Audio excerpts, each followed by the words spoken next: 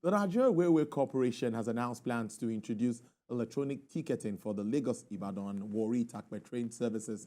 But this move aims to enhance the efficiency and convenience of ticketing for commuters across those routes. Well, let's just get talking because a lot of developments in that space. And I introduced him earlier. He's the Chief Executive Officer, Managing Director of Nigerian Railway Corporation, Mr. Fidet Okhiria. Thank you so much. It's good to have you in the studio. Yeah, good afternoon, Nigeria. Good afternoon. It's good to be here again. Yes. And to talk about rail. Yes, so that's the way to go. No, I believe that's the way to go. Oh, yeah. Give us some updates before we start to shelve break out some points that we'll pick on. What's been happening? Right now, we are putting to test the e-ticketing platform on Lagos Ibadan, then Takpe Warri, so that people can buy their ticket right at the convenience of their home, at their convenient time. And we are also moving it from 24 hours to 48 hours, which means you can buy tickets 48 hours to your journey time. And we are extending that to the Abuja Kaduna, unlike within, before we give them a window of 24 hours to buy your ticket. Now that our people are getting adjusted and getting used to it, we want to ensure that we minimize the number of people who come to this station to buy tickets physically. And with that, you will not have that window of people coming to, say our staff coming to induce you not to buy tickets so that they can collect lower rate to board the train. So we are, this last week and this week, we are undergoing serious testing. We'll be going live tomorrow on that testing. That live will not be to the public yet, so that we ensure that the money that they are paying are going to the right people. Because if there's a mistake, there's another big blow. So that's what we are doing, and we are looking into it to ensure that we get the best. So, you see, cheating, like about 2 or 3 weeks ago, where you see somebody collecting money. So we personally, the disciplinary committee headed by me, sat and looked at that case. And the person that was caught on video could not deny it, but he was only trying to make up and say, okay, we collect the money, we pay. We say, okay, it is against the law to sell tickets on train. What you can only do is to have a penalty ticket. A penalty ticket is 20,000. If you enter the train and you don't buy the ticket before entering the train. Yeah, because I saw that you said there will be sanctions. Yeah, it's sanctioned. So you don't now say U23, you issue what we call EFT. It's not allowed in our system. So I'm sorry to say the failure, there are 4 of them that are really major leaders. They will lose their job, sorry to say. So other accomplices will have various punishments. We just concluded that yesterday, so that will serve as a deterrent to others. The other thing that happened was we are trying to see how we can extend the passenger service to all nook and crannies of this country. And we are trying to gather our coaches wherever they are to closest place for maintenance so that we can put them to use. We have to be on the government path and see to be supporting them on ensuring that Nigeria have a sort of relief on the fuel issue. So, and we are lucky that a lot of states are coming up with ideas of introducing trade service within their states. We have Plateau, we have Kaduna, we have Kwara coming on board, and we're also discussing with Kano.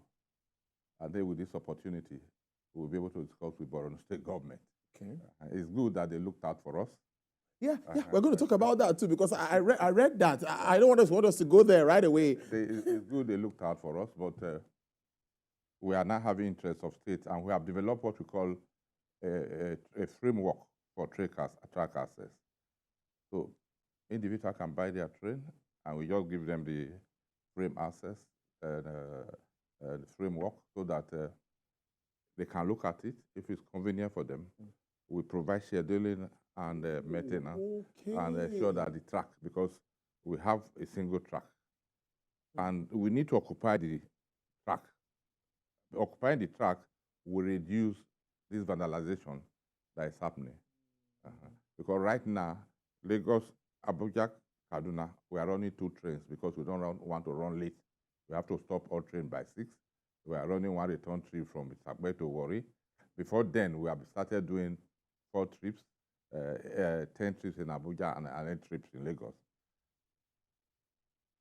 So in order to ensure that we can run, a train can go up and down, but it's not the same timing. But when you have more rolling stock, one can leave 30 minutes after the other.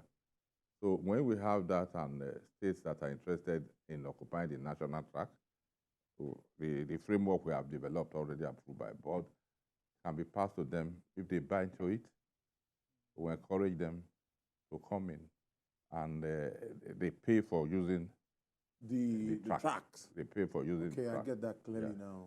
So the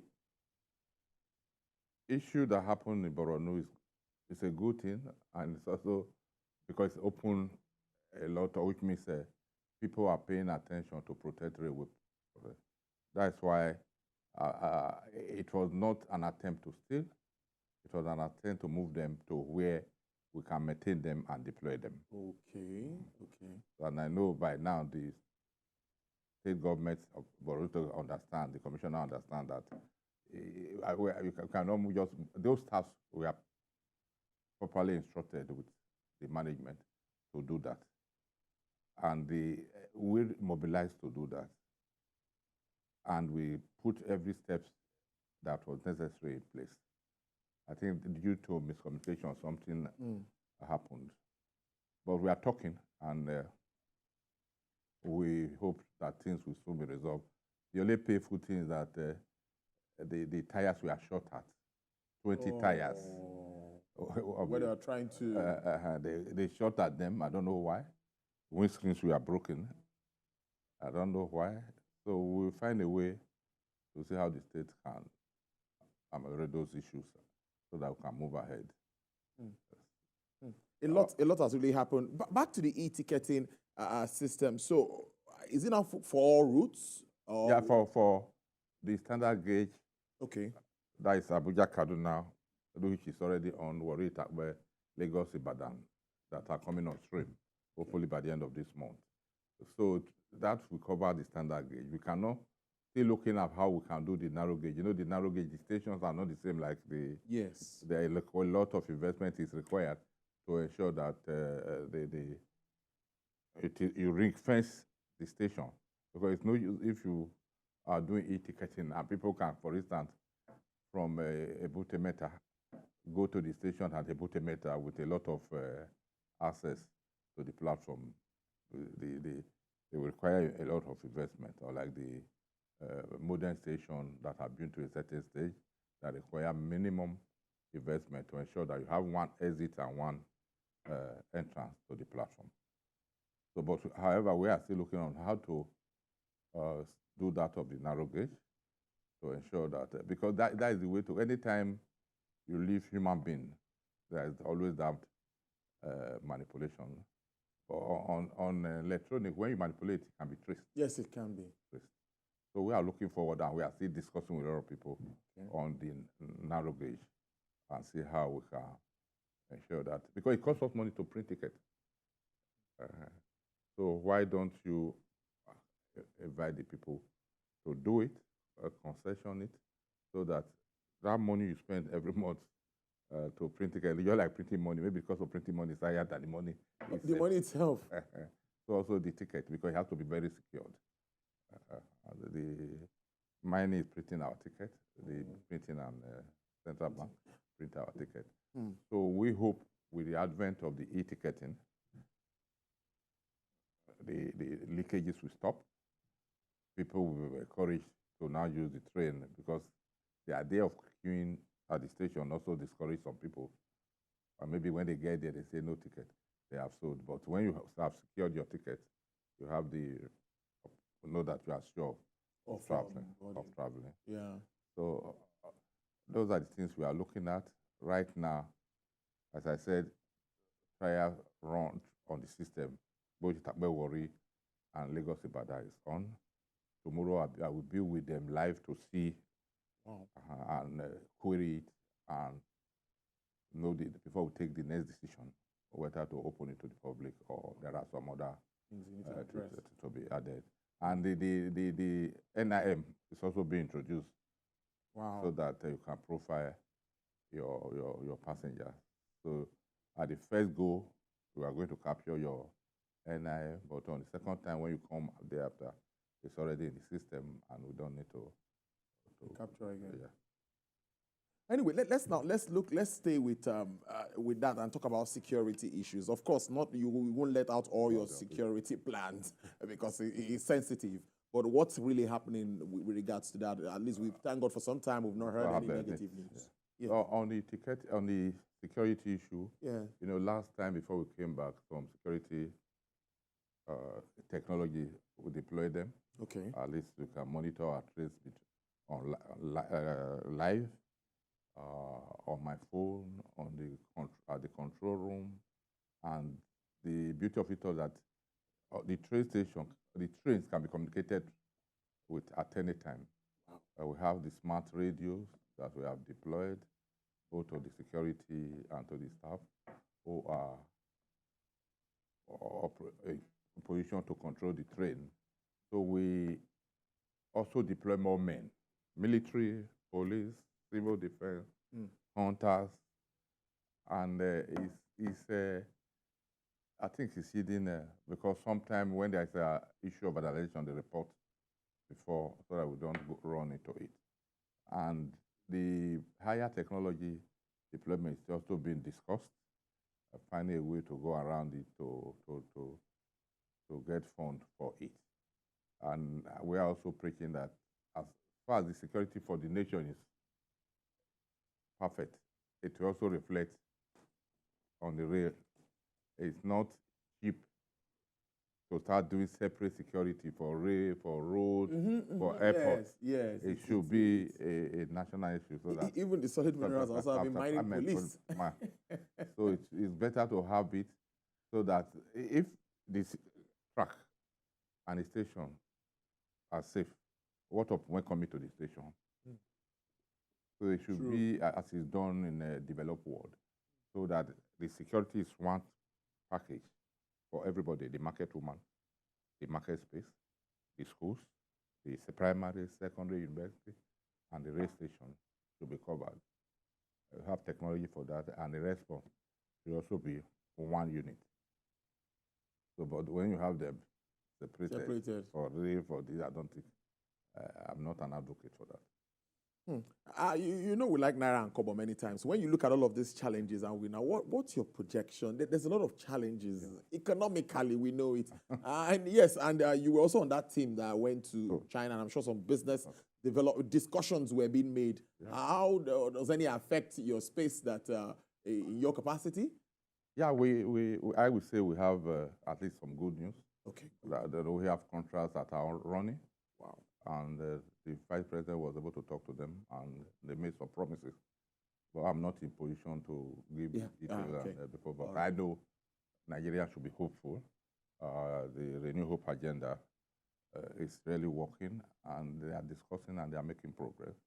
They have promises that what we have signed that is being delayed will be looking to, and work will be those that have commenced will be concluded, and those that have not started, they will ensure that they are also taken up and completed. I think that's what I can say at this very, very, very moment. So I talked about the challenges and the projection, because maybe you are projected, for example, businesses are projected 10 million naira for the year. By the time they now look at the hike in price of fuel, they look at subsidy removal and all of that. So how are your projections for the railway industry? You see, for the railway industry, what I tell people, we are service providers. And the service we provide impacts on the commerce and economy of a nation. You can imagine last month we started moving a container from the port to Moniya. We have moved 3 trains of 30 wagons each. And we have also returned empty and export back to the port. Wow. But it's not enough, because we can move 3 trains a day. And by so doing, the new road that have just been constructed between Lagos and Ibadan will last the design period. Yeah. And when you move 30 wagons at a go, that is 30 trucks off the road, you know how free the road would be, how timely people can meet up, and the accidents you can remove on the road. And secondly, we are moving from Ewekoro cement every day to Monia. The only problem we have is the double handling. We are not getting, before now, Guinness have siding at Ikeja. You can move a train to the siding. The Nigerian brewery have a siding that's Morio Ijora. We can go to that siding. The national oil, those that are not corn oil and Oando, have siding both at Apapa, Kaduna, and Kano, which reduce the cost of going by rail now inside, because you have to offload, unload, go by road to get to the top step. Those things will move for BAT. They have to, that is British American Tobacco. Yeah. They have to come to money with vehicle to move them, which is also business for them. But you cannot control the driver because it's a shorter distance, like from Lagos to Ibadan, that they will get to get and tell you they have one tire out or the car is no longer moving. But you can monitor your driver within Ibadan, and we are moving 60 tons per wagon on the cement. So if we move 30, so we are removing 52 trailers off the road. On our road per 1 3 trip. And you will be monitoring one person, that is the driver and at least the assistant. Not not 52 persons with different characters. So by what the question you ask, I'll say, okay, our projection is to impact on the economy by ensuring that we move effectively and efficiently. As a person, the Naira is the convenience for the people that counts. The Naira may be there, but what do you use the money for? If those days that you have the scholarship and you have those things, a lot of people went to school with scholarship, and nobody was, the greed for money will be down. So I tell people, even on a private note, by the time we start doing business cases for business, that's why things started going down. I don't think we do the business case for establishing University of Ife. But the benefit of establishing University of Ife, I don't think we did business case for establishing University of Ibadan. And I don't think we did business case for doing Third Mainland Bridge. But because you have a lot of consultants now who have to be engaged, you have to talk about business case, value for money, and you spend more money than would have done the road.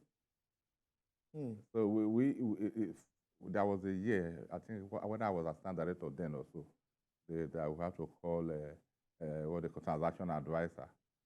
And because the transaction advisor used would have even done the project we wanted to use.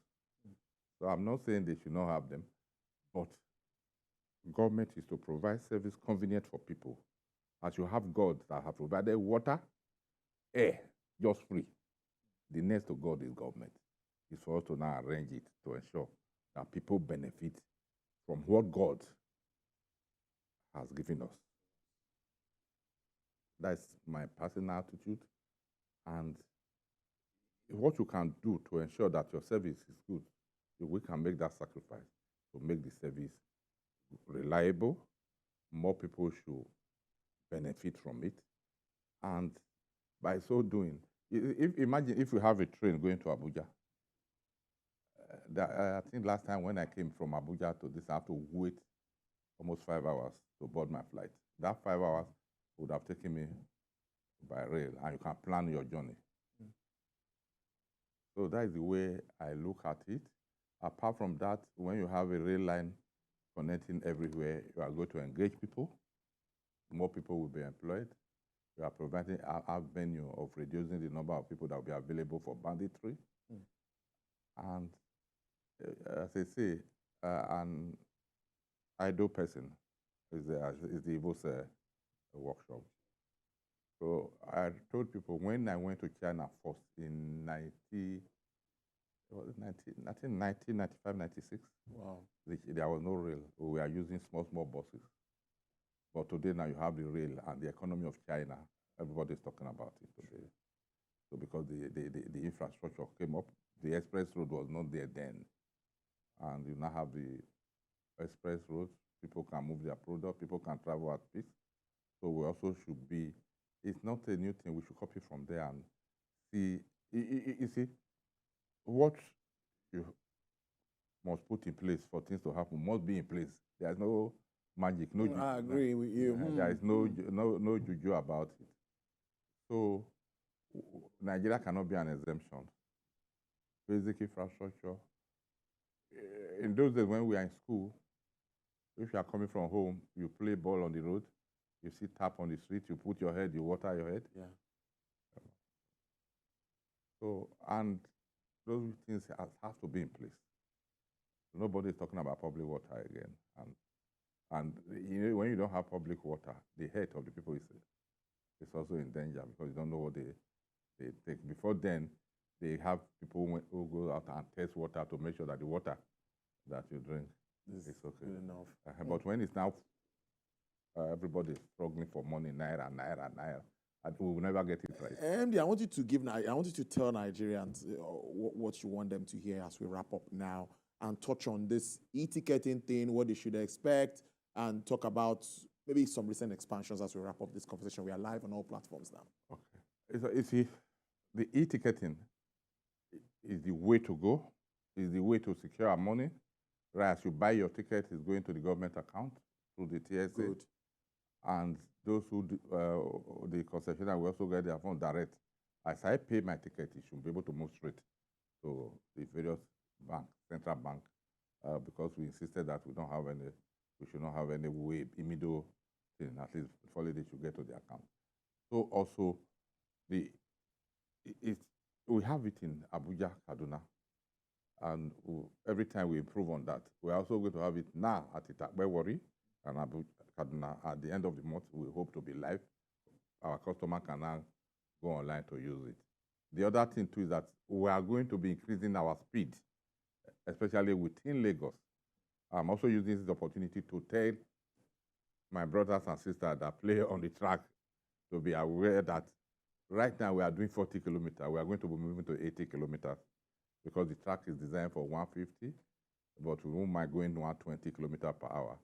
But within Lagos, because we are moving gradually, we are going to be increasing now from 40 kilometers per hour to 80 kilometers per hour. So people should be aware of that. And those who cross the tracks where we have tracks should also be aware of that they should obey the level crossing keeper and obey the signals. So that is we have gone out to start making public announcements already. Good. At Oshodi, at Yaba, at Agege, telling them that the speed of the train is going to go up because we cannot continue to shortchange ourselves. If we have designed a train to run at this speed, we must, people should avoid the permanent way. It's not a place to trade. So. Interesting. And you said those that were caught during that, they will be brought. They are already being brought to book. Yesterday, the disciplinary committee have sat. Good. Sorry to say, 4 of them are losing their job. Nigerians would like to hear that. 4 of them are losing their job. Wow. And 7 of them are going to be demoted and debarred for promotion, as allowed by the extant rules. I must thank you so much, Mr. Fidet Okhiria. Thank you so much. He's the Chief Executive Officer, Managing Director, Nigerian Railway Corporation. Thank you for insight into activities of the corporation. Thank you. It's my pleasure talking to Nigerians. All this is our own. It's nobody's own. It's not the president's own. It's not the governor's own. It's not the minister's own. Yeah. It's our own. Let's protect it and make the best use of it. We should be, say, brother's keeper and government property keeper. Thank you. Thank you again, MD.